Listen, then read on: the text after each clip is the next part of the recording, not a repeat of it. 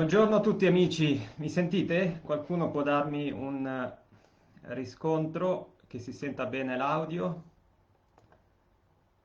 Hello guys, please can you confirm me that the audio is okay?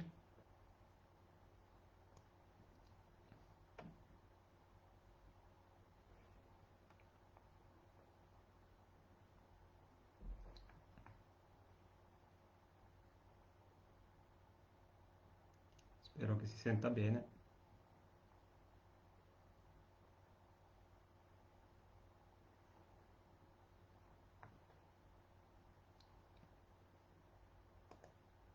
E che io riesca a leggere tutti i commenti che...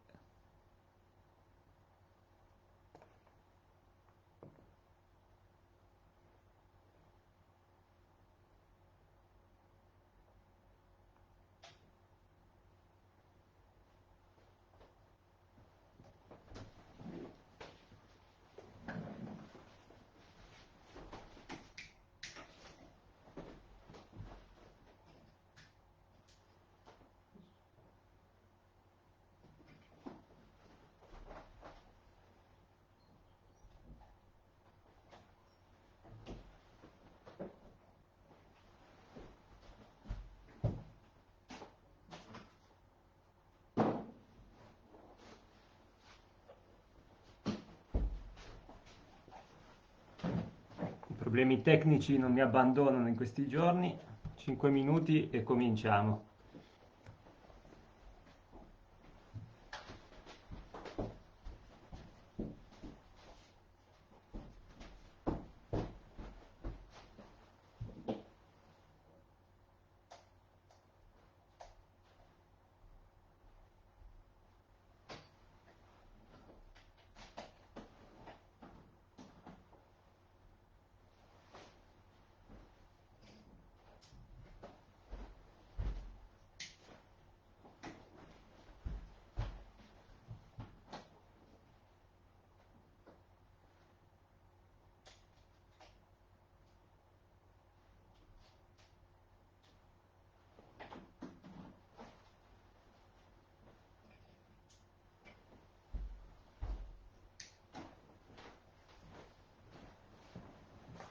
Oh,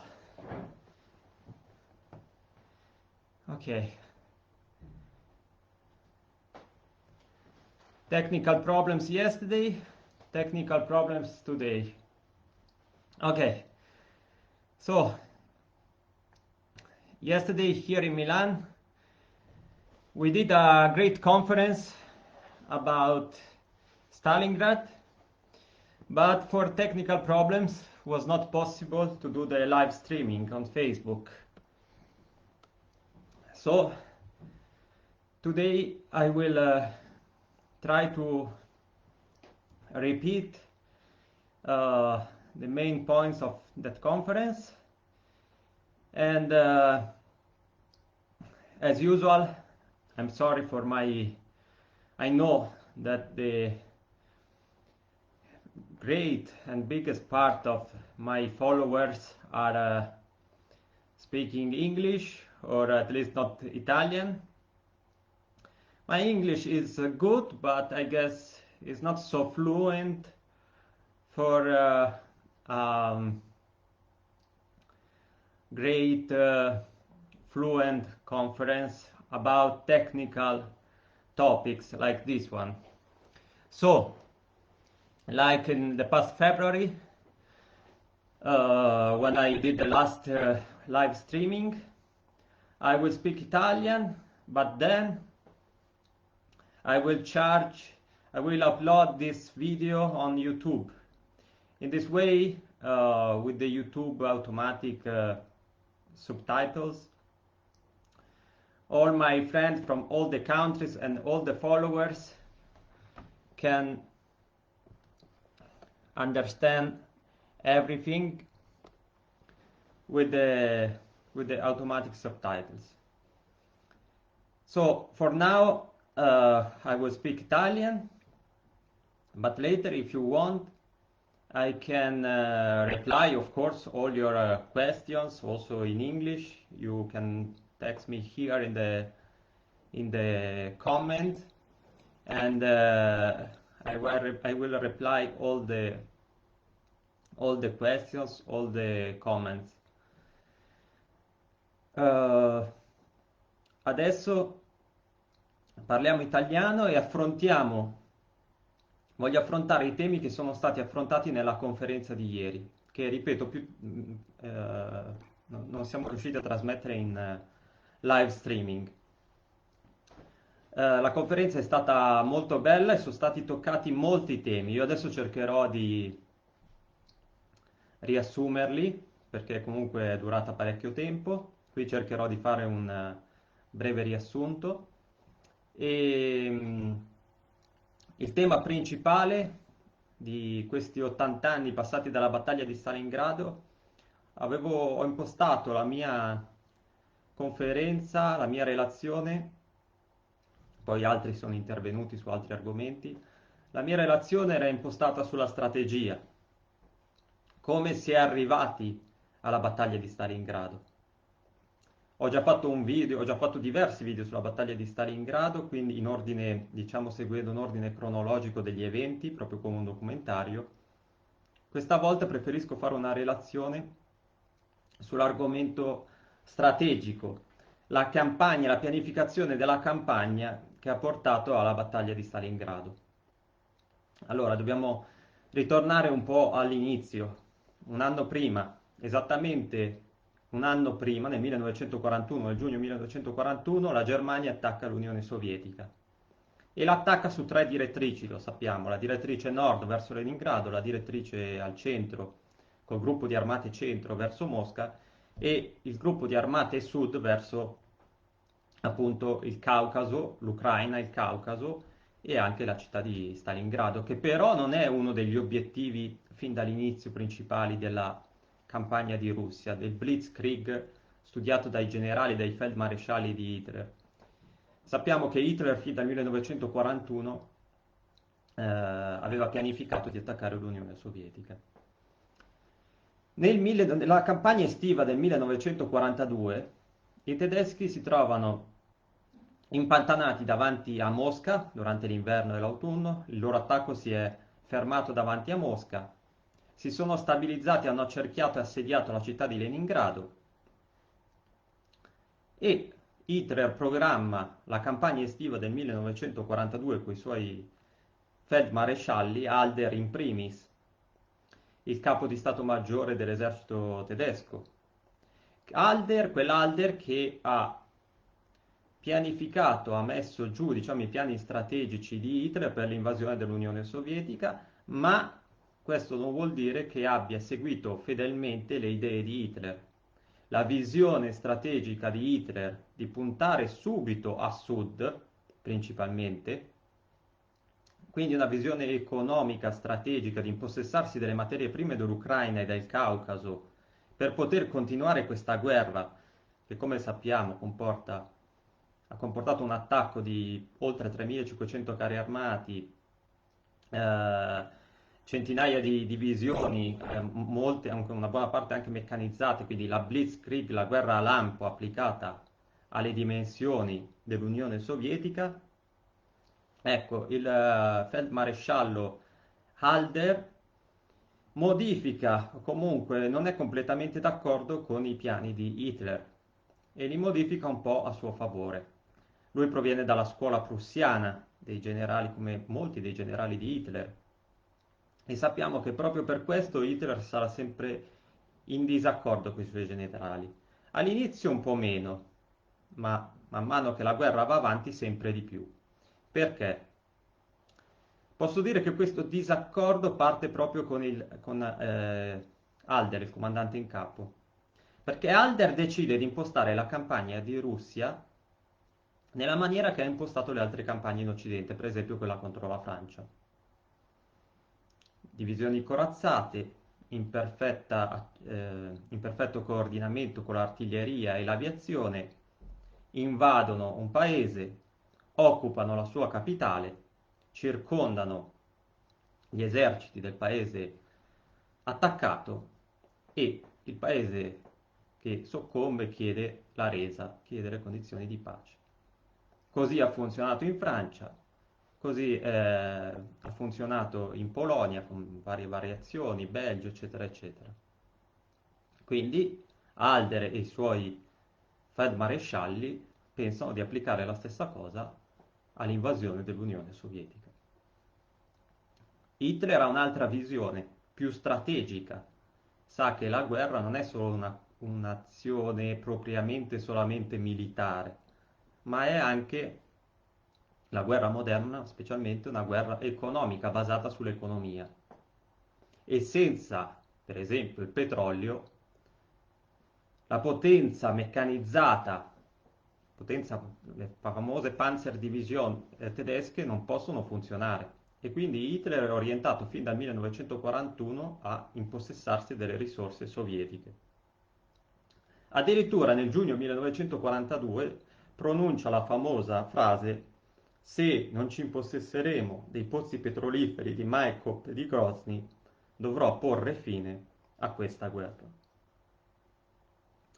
Quindi l'obiettivo principale per la campagna estiva del 1942 sono le risorse energetiche e l'operazione chiamata Caso Blu in italiano si può tradurre Fall Blau, ovvero l'offensiva estiva tedesca per le risorse energetiche per il Caucaso, sarà quella che porterà alla battaglia di Stalingrado.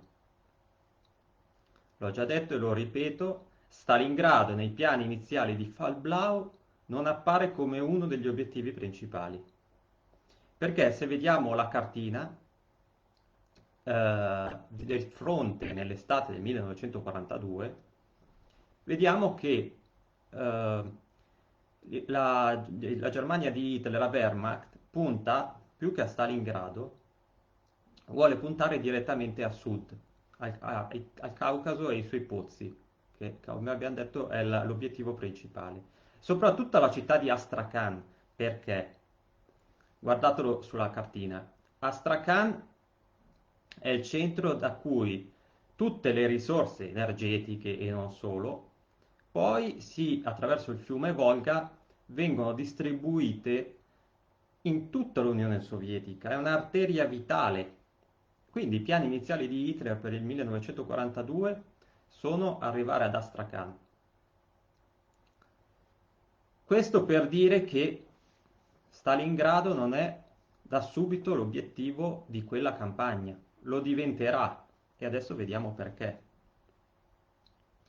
Hitler a quel punto, siamo nel luglio 1942, inizia l'operazione Fall Blau, le divisioni tedesche supportate con sempre più difficoltà dalla logistica, perché dal fronte, dalla linea di fronte ad avanzare attraverso il Caucaso devono percorrere altri 800 km, 800 km per arrivare ai pozzi petroliferi di Maikop.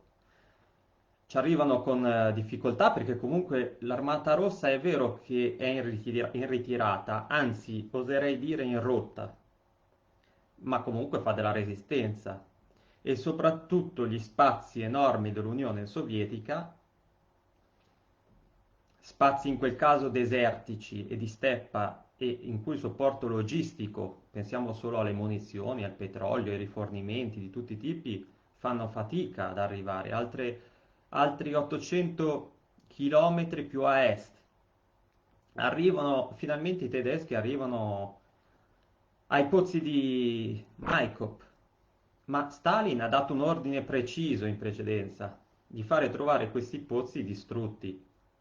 Anzi, ha minacciato i genieri responsabili dei pozzi che se non avessero fatto saltare i pozzi e resi inutilizzabili, li avrebbe fatti fucilare. Quindi è vero che i tedeschi riescono a raggiungere Maikop, quindi sembrerebbe che questa campagna ha successo inizialmente, ma li trovano distrutti. Inizia un'opera per cercare di rimetterli in moto, ma riusciranno a estrarre solo pochissime tonnellate di petrolio. Ora, in un altro video che trovate sul mio sito www.operazionebarbarossa.weebly.com, sul canale YouTube, ho parlato proprio della produzione durante il conflitto tedesco-sovietico. E la produzione di petrolio è per Hitler la sua spina nel fianco, perché la stragrande maggioranza del petrolio mondiale viene prodotto dagli Stati Uniti.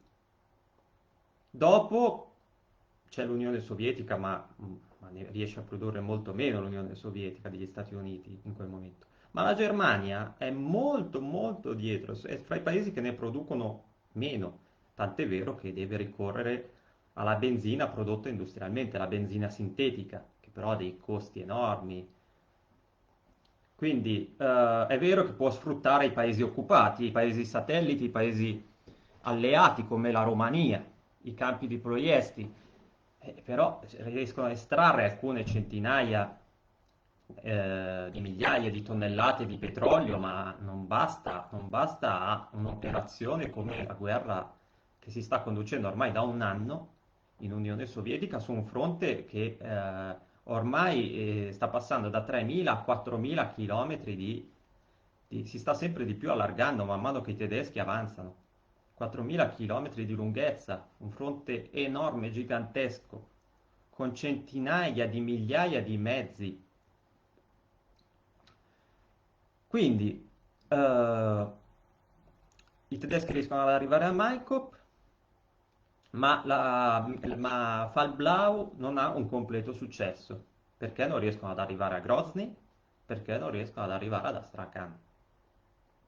Quindi Hitler contemporaneamente pensa di, e qui si arriva al punto cruciale, pensa di dividere il gruppo di armate sud, come penso tutti sappiamo, in due, gruppo di armate A e gruppo di armate B. Il gruppo di armate A è quello appunto che va verso i pozzi e il gruppo di armate B è quello che deve investire frontalmente Stalingrado con la sesta armata di Paulus, che precedentemente era comandata da Reichenau, e la quarta armata Panzer di Hoth.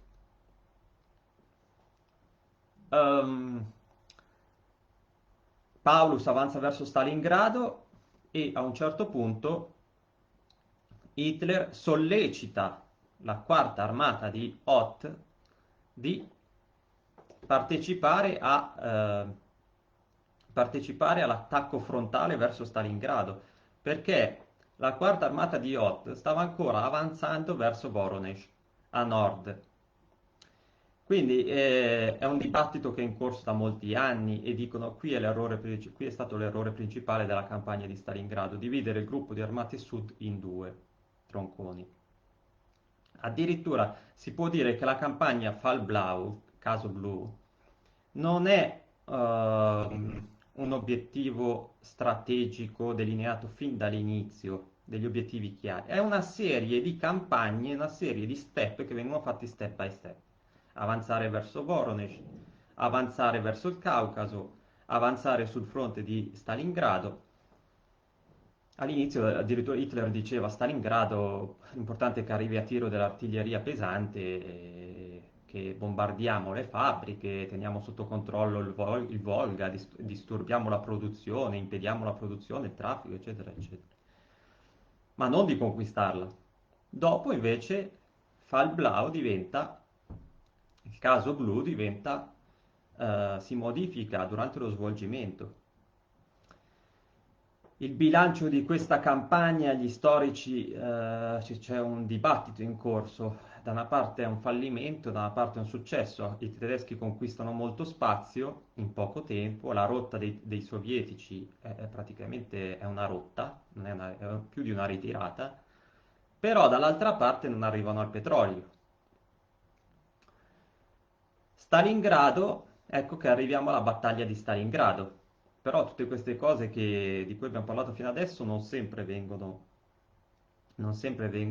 gli viene data la giusta importanza. Di solito si inizia subito dall'agosto, il 23 agosto 1942, sulle enciclopedie, è la data di inizio della battaglia di Stalingrado.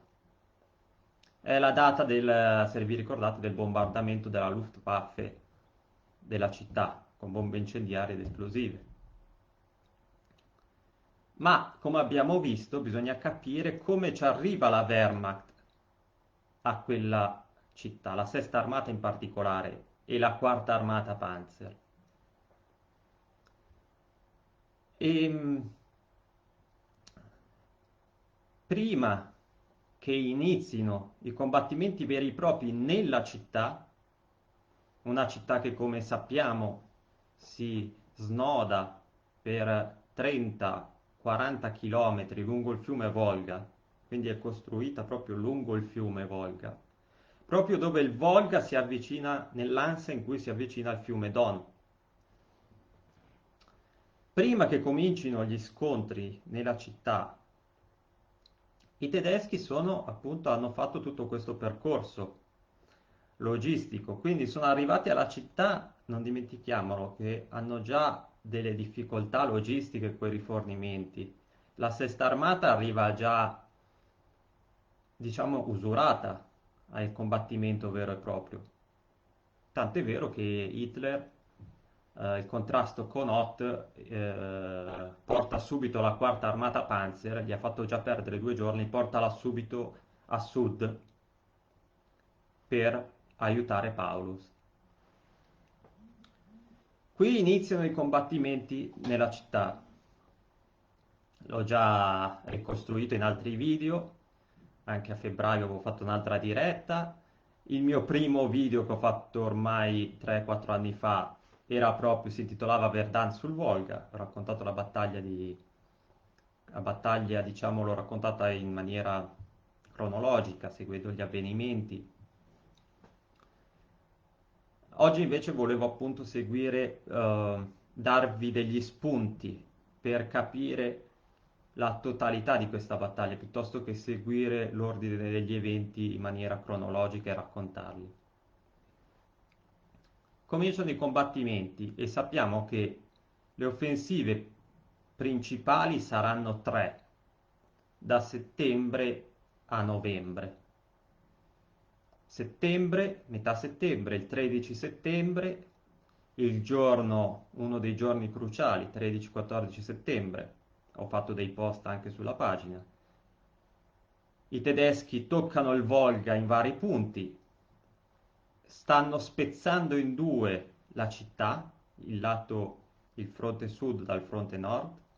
A nord sono già arrivati al Volga, quindi a nord hanno avuto vita meno dura e sono riusciti a toccare le spode del Volga, ma avanzano anche da sud. Il 13-14 settembre, l'ho detto in un video passato, sono i giorni di Rotmistev, le guardie di Rotmistev, questo generale che sarà nominato eroe dell'Unione Sovietica, riesce a sbarcare durante la notte e con pochi uomini e pochissimi carri armati, riesce a impedire il crollo della città. E da lì a 2 giorni, cioè mentre gli eventi sono precipitati, Yeremenko, il generale Yeremenko, comandante del fronte del Don, chiama Chuikov a sostituire il generale che lo ha preceduto nella difesa della città, a capo della 62esima armata che diventerà famosa proprio per aver difeso la città di Stalingrado.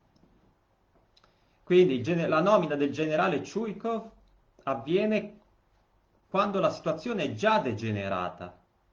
Yeremenko non ha avuto il tempo prima. Le cose stanno evolvendosi durante la battaglia, anzi sono i giorni più critici. Forse l'ho già detto in passato in altri video, il generale Chuikov viene nominato dalla presenza di Nikita Khrushchev, commissario politico, e Andrei Yeremenko, comandante del fronte del Volga, fa il famoso giuramento in cui dice proprio: morirò o difenderò la città di Stalingrado. Il mese di ottobre è l'altro mese terribile, è il tempo della seconda offensiva di Paulus dentro la città. Ha superato i quartieri operai ed è arrivato alle fabbriche, le 3 famose fabbriche, Barricata, Ottobre Rosso e di trattori. La fabbrica di trattori cadrà in appena 2 giorni, la fabbrica Barricata in un paio di settimane, ma la fabbrica metallurgica Ottobre Rosso non cadrà mai completamente, non verrà mai completamente conquistata dai tedeschi.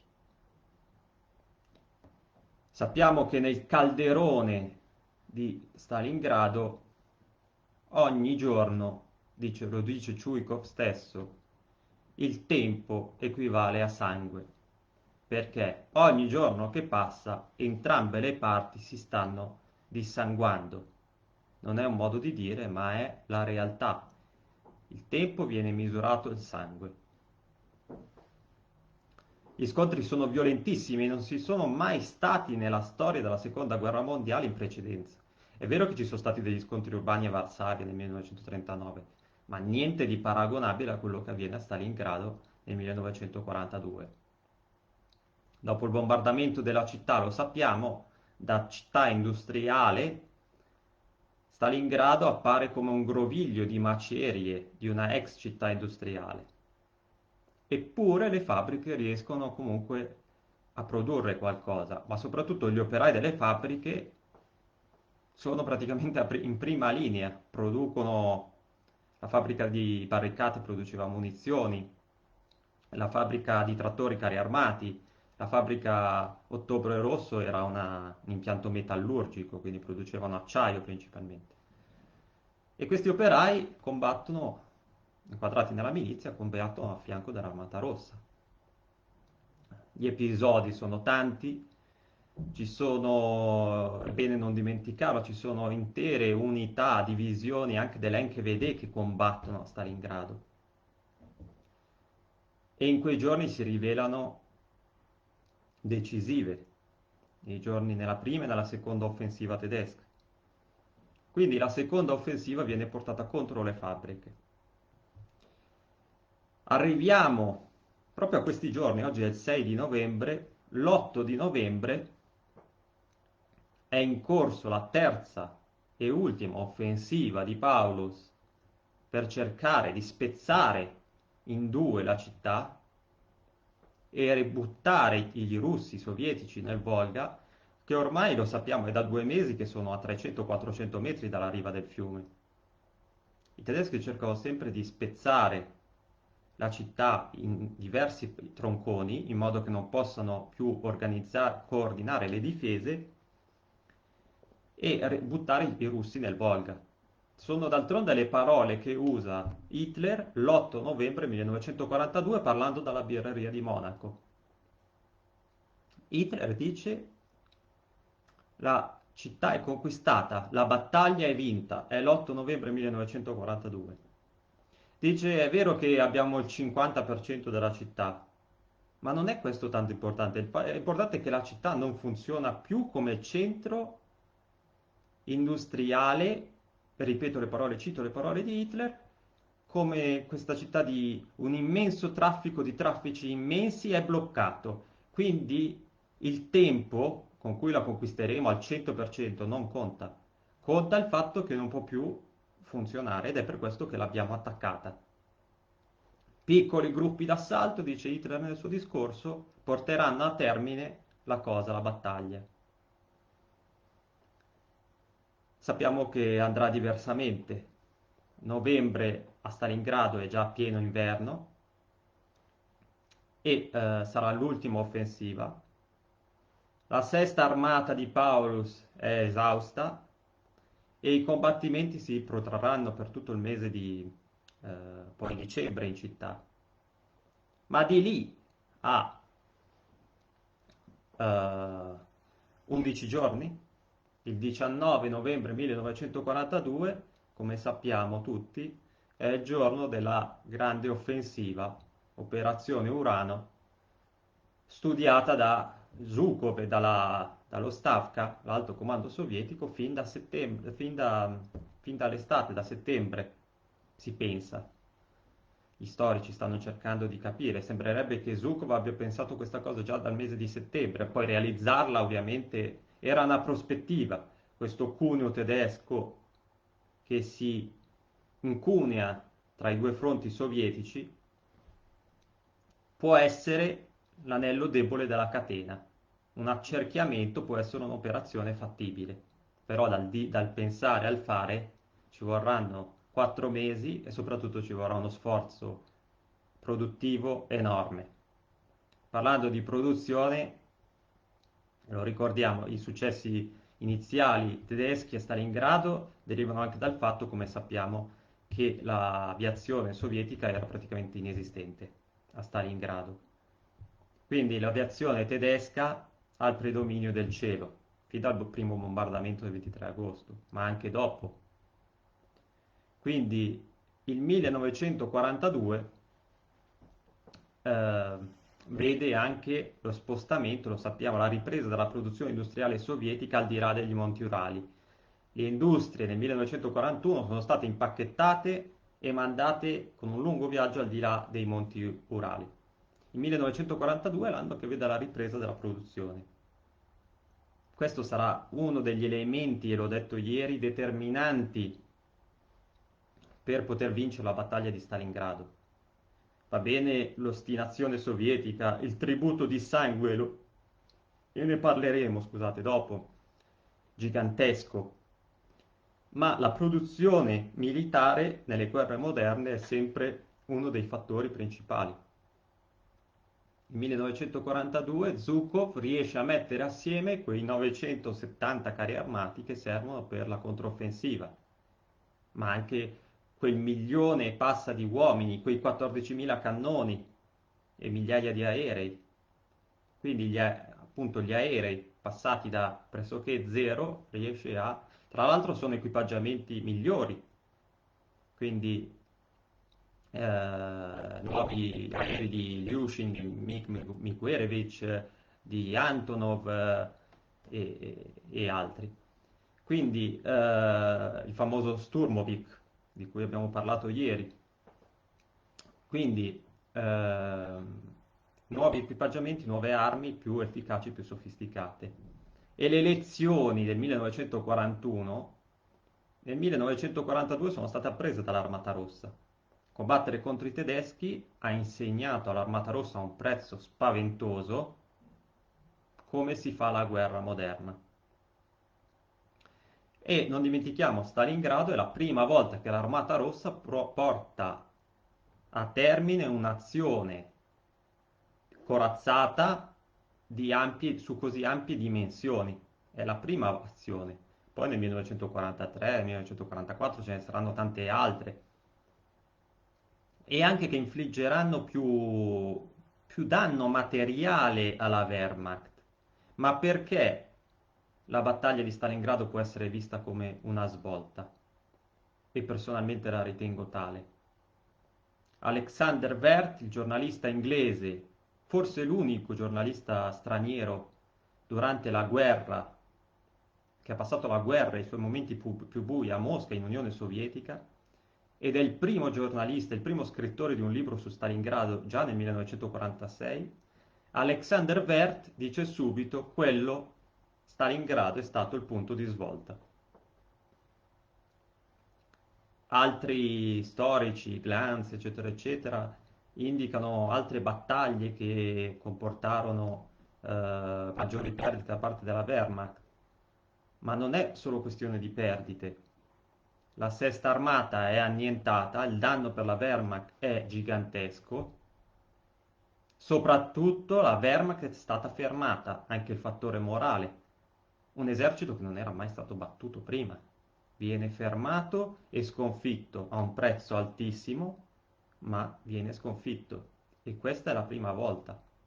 Ma soprattutto è la battaglia di svolta perché, perché Hitler non ha raggiunto il suo scopo, impadronirsi dei pozzi petroliferi.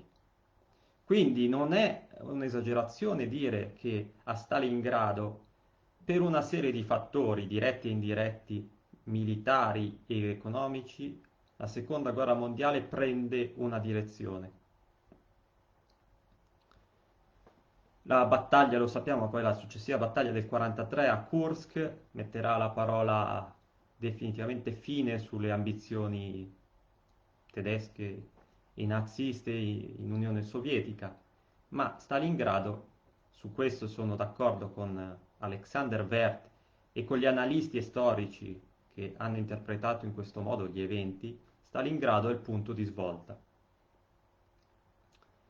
Questi sono alcuni degli argomenti, diciamo, di ordine strategico generale che sono stati trattati, che abbiamo trattato nella bella conferenza di ieri.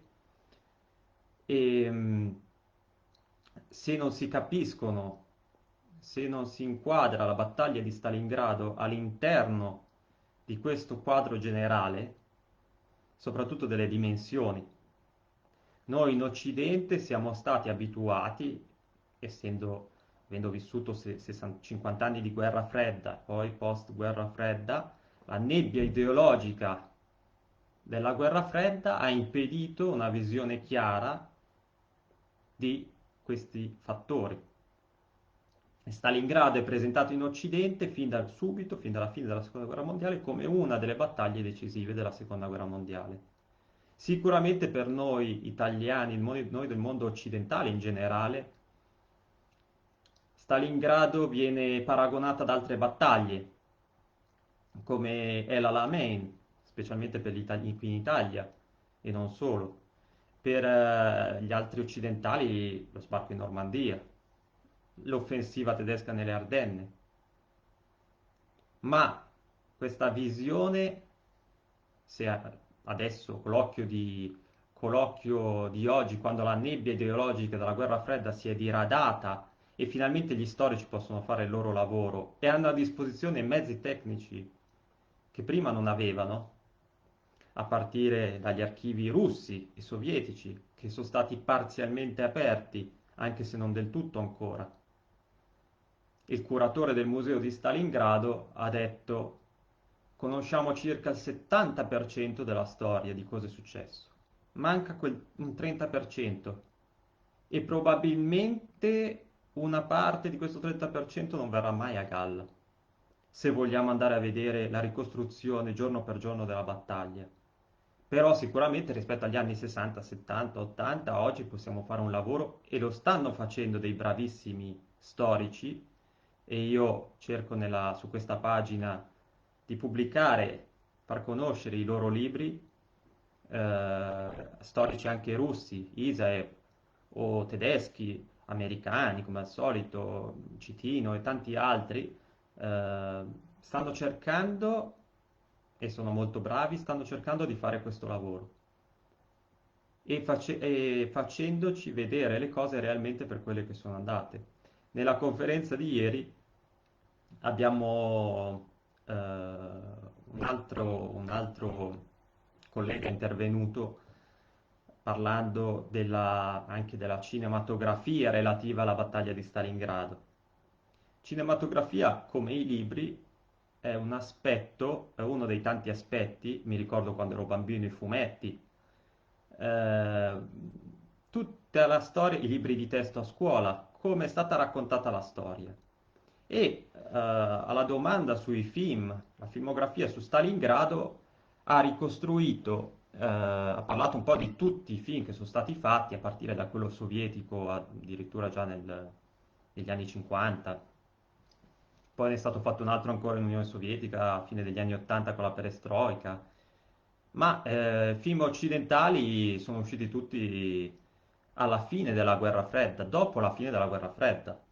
Il bellissimo film tedesco del 1993 per i 50 anni dalla battaglia di Stalingrado, Wills Meyer, il regista. E poi è uscito Il nemico alle porte. E infine adesso anche un film russo che si intitola anche quello Stalingrad. Però il problema è questo, che i film, come i libri, sono stati appunto sono stati uno strumento in mano alla, letto dalla vulgata come con gli obiettivi che ci si poneva allora. Quindi durante la guerra fredda neanche parlarne di Stalingrado, se non da parte sovietica. E finita la guerra fredda, Hollywood, per Il nemico alle porte, perlomeno Il nemico alle porte ha fatto conoscere questa battaglia anche da noi, l'ha resa famosa. Quindi ognuno di questi film va apprezzato per quello che è, non solo per la fedeltà della ricostruzione storica, che in quello il film di Wismayer penso che sia, a mio giudizio, il migliore. Altri film, quello russo, ci ha fatto vedere il valore morale, eccetera, eccetera, che danno i russi a quella battaglia. Ehm, Quelli poi sovietici, appunto, figli della guerra fredda. Ma anche il cinema è stato influenzato, e lo stesso i libri. Mentre, come si dice, i libri usciti durante la guerra fredda si basavano, lo sappiamo, l'ho già detto tante volte, si basavano sul racconto dei generali tedeschi.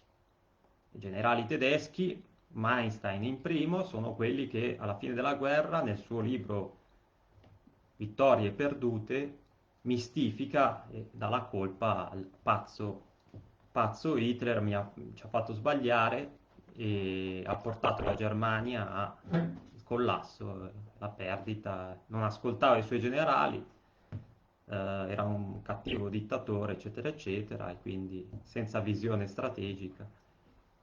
Questo sappiamo che è una lettura appunto da guerra fredda, una lettura che ormai non regge più, già da molti anni.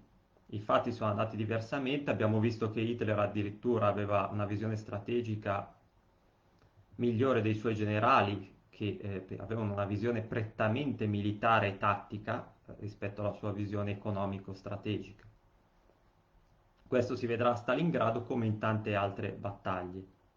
Il fatto è, come dicevo prima, che a settembre 1942 Halder, il principale responsabile di tutto questo, viene licenziato da Hitler, perché ormai è in completo disaccordo, proprio nei giorni in cui i tedeschi sono ormai invischiati nella battaglia di Stalingrado. Hitler è stufo di Halder, lo sostituisce con Zeitler. Zeitler è molto più accondiscendente verso il Führer e segue senza discutere i suoi ordini. Questo porterà Hitler a prendere sempre più decisioni personalmente e lasciarne sempre meno libertà di iniziativa ai suoi generali, al contrario di Stalin, che inizia la guerra ascoltando più se stesso e man mano, a partire da Stalingrado, si fiderà sempre di più dei suoi generali, di Zhukov e non solo, di Antonov, e, che non bisogna dimenticarlo, il capo di Stato Maggiore, di Vasilevsky e di altri, insomma. Quindi i due dittatori vanno in due direzioni che sono opposte. Uno trova la fiducia dei suoi generali e l'altro invece finirà nel 1945 per prendere decisioni sempre più personali. Una volta licenziato Guderian, nel 1945 finisce proprio ogni ragionamento militare, diciamo, dibattito all'interno della Wehrmacht dell'Alto Comando. Sono tutti spunti che ho dato ieri nella conferenza per invitare ognuno di voi a capire meglio come ha fatto a spostarsi l'ago della bilancia e quali fattori hanno contribuito. Adesso abbiamo la possibilità, che non abbiamo mai avuto prima anche ai mezzi informatici, di avere materiale da vagliare, soprattutto in inglese, e, e è un materiale essenziale per una visione più scientifica, storica possibile. Nella conferenza di ieri, e qui poi concludo, si è parlato anche di tanti altri aspetti non strategici, come l'equipaggiamento in generale, nella battaglia di Stalingrado in particolare, ma in generale dell'Armata Rossa. Abbiamo parlato del freddo, l'equipaggiamento invernale, abbiamo parlato di armi, con le armi automatiche che prendono il sopravvento e cambiano la storia addirittura militare fino a oggi, perché a Stalingrado si comincia, lo sappiamo, il PPSH-41, il mitra sovietico e il mitra tedesco prendono il sopravvento sulle altre armi proprio perché le distanze sono ravvicinate e dall'esperienza militare di Stalingrado si comincerà a studiare i fucili d'assalto che ci seguono, che sono ancora oggi i fucili d'ordinanza di quasi di tutti gli eserciti. Quindi Stalingrado cambia la storia politica mondiale, cambia la storia d'Europa, cambia la storia della seconda guerra mondiale, cambia anche la storia appunto degli equipaggiamenti militari. Sono tanti aspetti diversi che abbiamo cercato ieri di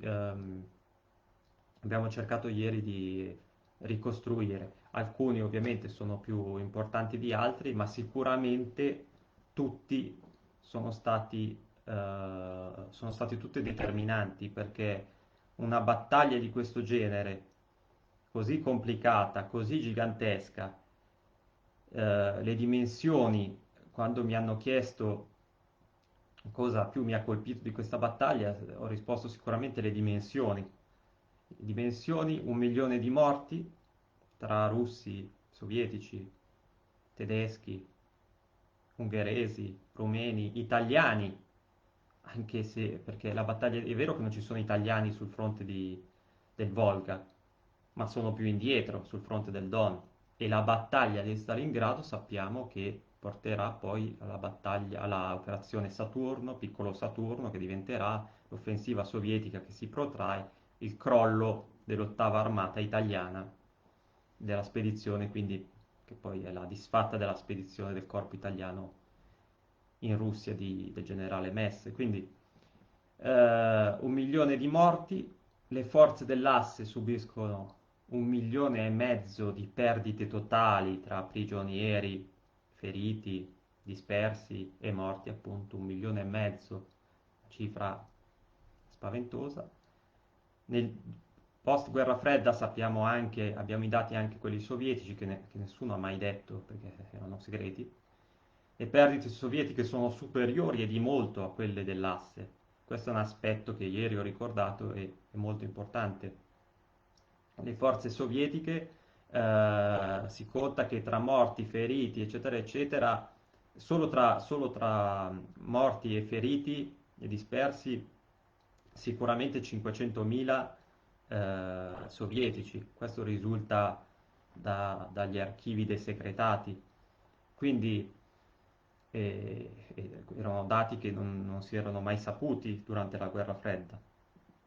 Si era sempre esaltata la vittoria, ma a quale costo? Quindi le dimensioni, ho ricordato le dimensioni della sacca di Stalingrado, che uno si può immaginare se non l'ha mai visto, o le dimensioni del fiume Volga, il secondo fiume europeo più grande dopo il Nilo. Le dimensioni della sacca di Stalingrado, 120 km. A Kalash, il villaggio che è famoso su cui viene chiusa la sacca di Stalingrado, in cui si incontrano le due tenaglie sovietiche, dista 120 km dalla città di Stalingrado, da Volgograd, oggi. Quindi le dimensioni di questa battaglia, la complicazione, anche per raccontarla, dei molti eventi e dei molti fattori che hanno contribuito, meritano un'attenzione particolare. Ed è per questo che è nata anche questa iniziativa, 80 anni 80 anni dalla battaglia di Stalingrado, e ho deciso di raccontarla in questo modo, diverso dal solito, in cui ho raccontato gli eventi anche in modo abbastanza dettagliato. Per tutti quelli che ovviamente vogliono approfondire, spero che questa conferenza serva a invogliare le persone, gli appassionati ad approfondire tutto questo.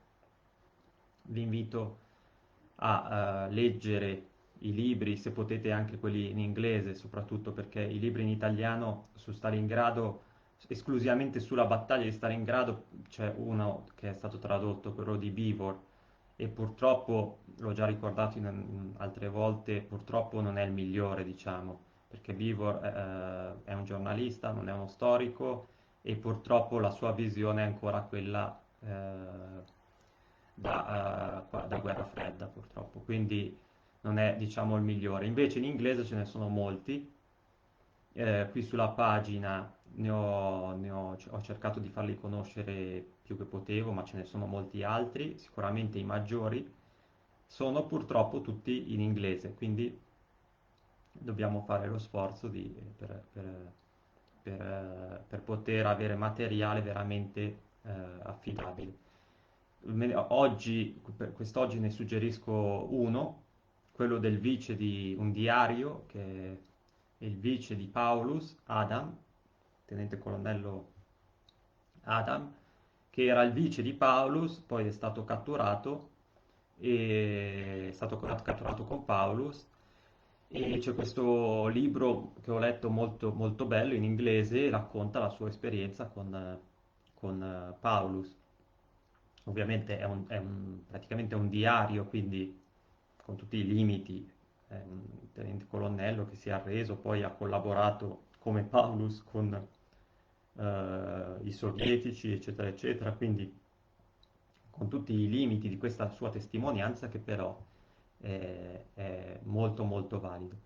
Per tutti gli altri libri lo trovate qui sulla pagina Facebook, ce ne sono almeno, penso, almeno 10 che sicuramente Isaev, il russo, è sicuramente uno adesso dei più dettagliati, veramente per chi vuole entrare nei particolari. Glanz, l'abbiamo sempre detto, i suoi volumi su Stalingrado sono un'enciclopedia, e fin troppo per chi voglia solo leggere lo svolgimento della battaglia. Quindi i libri sono soprattutto in inglese. Dei film abbiamo parlato, ieri è stato molto bella questa cosa sulla cinematografia, e concludo, concludo appunto invitandovi a seguire questa pagina. Continuerò per tutto il 2022 ricordando ogni giorno per giorno i principali avvenimenti della battaglia di Stalingrado. Li seguirò giorno per giorno, cercando di pubblicare fotografie e aspetti meno noti. E adesso, come ho detto, caricherò for all my foreign followers, I will upload this video on YouTube. In this way you can